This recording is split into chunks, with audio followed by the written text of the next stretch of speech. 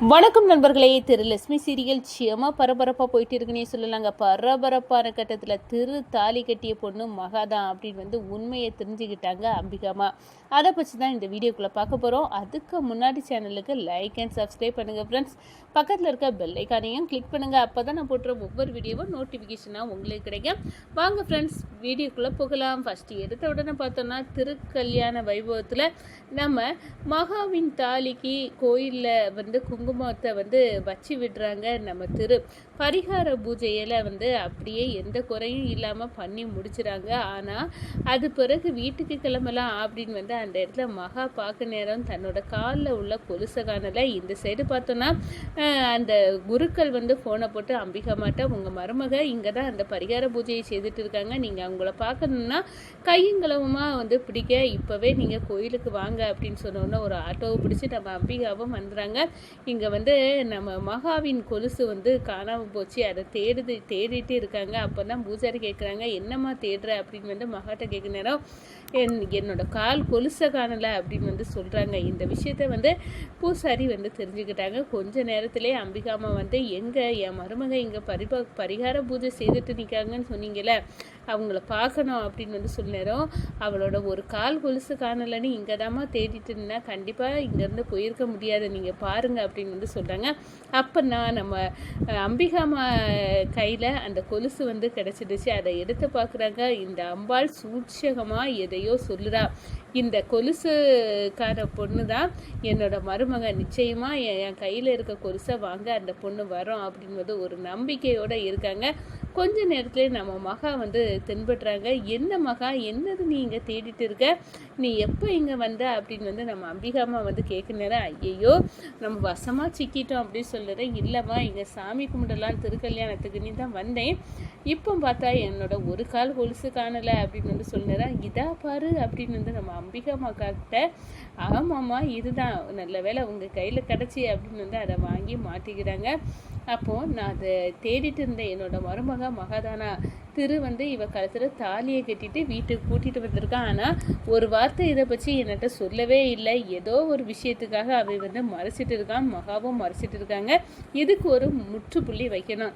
இதுக்கு மேலேயும் இந்த உண்மையும் நமக்கு தெரியாமல் இருக்கக்கூடாது அப்படின்னு மகாவை கூப்பிட்டுட்டு, இந்த பாரு, நான் இந்த அம்பாள் சன்னதியில் வச்சு கேட்குறேன் மகா, உண்மையாட்டே நீ என் வீட்டுக்கு வேலைக்கு என்னை கவனிக்க வந்தியா, இல்லை என் பையன் தாலியை கட்டி உன்னை கூட்டிகிட்டு வந்தானா, உண்மையை சொல்லு அப்படின்னு சொல்ல நேரம், அடடா இந்த அம்பிகாமாவுக்கு எல்லா உண்மையும் தெரிஞ்சிடுச்சு, இப்போ என்ன பண்ண அப்படின்னு மண்டையை பிச்சுக்கிட்டு இருக்க நேரம், நீ சொல்லுவியா இல்லையா அப்படின்னு அந்த இடத்துல கேட்குறாங்க. அப்போ தான் நம்ம மகா, அம்மா உண்மையை சொல்லினேன், நான் ஒரு இக்கட்டான நிலையில் கஜேந்திரன் மாமா என் கழுத்தில் தாலி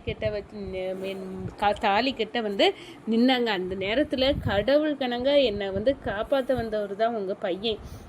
அவரை வச்சு என் கழுத்தில் தாலியை கட்டுங்க, என் வாழ்க்கையை காப்பாற்றுங்கன்னு எங்கள் ஊர் மக்கள் எல்லாம் சொன்னனால அவர் என் கழுத்தில் தாலி கட்டினார். ஆனால் அவருக்கு மனசில் திவ்யாக்கா தான் இருந்தாங்க. இப்போ கூட நான் திவ்யாக்கா கூட அவர் சந்தோஷமாக இருந்தால் போதும், அவருக்கு வாழ்க்கையில் நான் இப்படி ஒரு ஓரமாட்டே இருக்கிறேன் அப்படின்னு சொன்னேன். என்னடி நினச்சிட்ட நீ, இந்த விஷயத்த நீனும் திருவன் சேர்ந்து முழு பூசணிக்காயே சோத்துல மறைக்க கதையாக மறைச்சிட்டு இருக்கீங்க.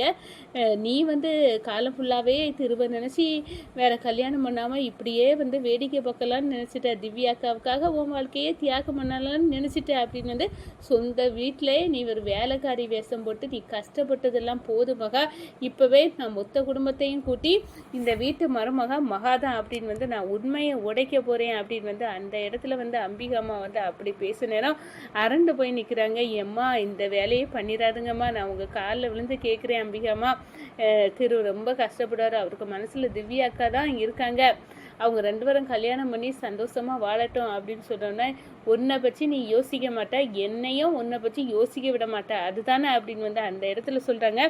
இவ்வளோ நாள் எங்கள் வீட்டில் நீ ஒரு வேலைக்காரியாட்டு இருந்ததை போக மகா, எங்கள் வீட்டில் நீ மகாராணி, உன்னை நான் அப்படி ஒரு வாழ்க்கையை நான் ஏற்படுத்தி தருவேன், இப்போவே இந்த கல்யாணம் திவ்யாவுக்கும் திருவுக்கும் நடக்கதை நிப்பாட்டுவேன், நீ தான் அந்த இடத்துல இவங்க வீட்டில் வாழ போகிற அப்படின்னு வந்து அந்த இடத்துல சொல்ல நேரம் இதை தெரிஞ்சுனா திவ்யாக்கா எவ்வளோ வருத்தப்படாவ, நான் அவங்களுக்கு துரோகம் பண்ணது மாதிரி ஆயிரும். அதனால இந்த விஷயத்த வந்து இதோடு விட்டுருங்க அப்படின்னு சொல்லனா காஞ்சனமா ஏற்கனவே எனக்கு அமெரிக்காவுக்கு டிக்கெட் போட எல்லாம் வந்து விட்டுருக்காங்க. இங்கே இருந்த அவள் வாழ்க்கையே திவ்யாக்கா வாழ்க்கையே நான் அழிச்சிட்டு வேண்டி பயப்படுறாங்க. இவங்க என்னென்னா அம்பிகமா உண்மையை தெரிஞ்சுட்டு என்ன வாழ வைக்கன்னு சொல்லிட்டு திவ்யாக்கா வாழ்க்கைக்கு உலைய வச்சுருவாவோ போல இருக்க. இப்போ என்ன பண்ண அப்படின்னு வந்து மாண்டையை பிச்சுக்கிட்டு இருக்கிறாங்க நம்ம மகா அப்படின்னே சொல்லலாம். ஒரு கட்டத்தில் பார்த்தோன்னா அம்மா தயவு செய்து இந்த விஷயம் நம்ம யாருக்கும் வந்து தெரியப்படுத்துறாருங்க. நீ ஒரு இக்கட்டான நிலையில தான் உங்கள் பையன் எனக்கு வாழ்க்கை கொடுத்தாங்க. அப்படி இருக்க நேரம் அதே சாக்குவுக்க வச்சு அவங்க வாழ்க்கையில் நான் வந்து இருக்கிறதுக்கு நான் விரும்பலை அப்படின்னு வந்து சொல்ல நேரம் கடவுள் வந்து அப்படி ஒரு சுச்சுவேஷனுக்கு தந்திருக்காருன்னா நீ தான் திருவுக்கு சரியான ஆள் அப்படின்னு வந்து தீர்மானிச்சிருக்காரு மகா.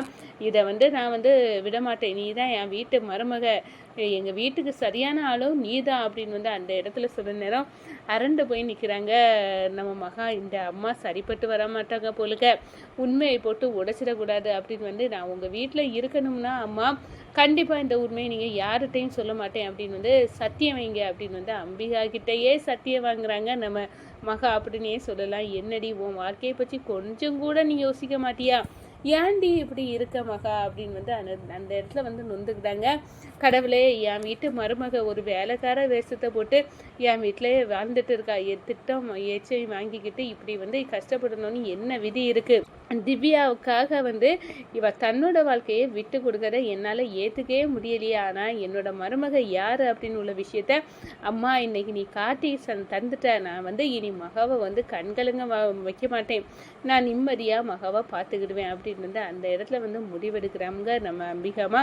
வா வீட்டுக்கு போகலாம் அப்படின்னு வந்து மகாவை வந்து கூட்டிட்டு வராங்க. மகாவை கண்ணுங்கிறதுக்காக நம்ம அம்பிகாமா வந்து கவனிக்க தொடங்கிட்டானுங்கன்னு சொல்லலாம். ஒரு கட்டத்தில் பார்த்தோன்னா திரு வந்து நம்ம மகாவுக்கு வாழ்க்கையை காப்பாற்றணும்னு ஒரு முடிவெடுத்து அவள் கழுத்தில் தாலியை கட்டியிருக்கான். ஆனாலும் இந்த வீட்டு மருமக திருவோட பொண்டாட்டி எல்லாமே மகா தான். நம்ம அவளுக்கு அப்படி ஒரு வாழ்க்கையை ஏற்படுத்தி கொடுக்கணும்.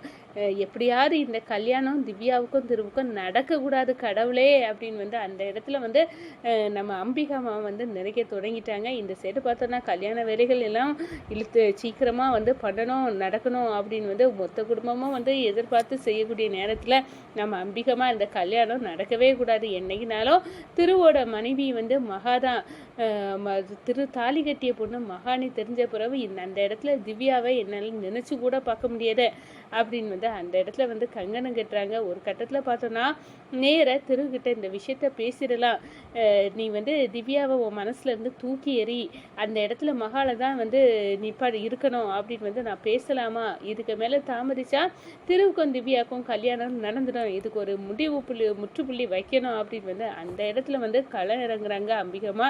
இந்த சைடு பார்த்தா அமெரிக்காய்க்கு வந்து போயிரு, நாட்டை விட்டே போயிரு அப்படின்னு வந்து நம்ம மகாவை அனுப்புறதுல குறியா இருக்காங்க காஞ்சனா.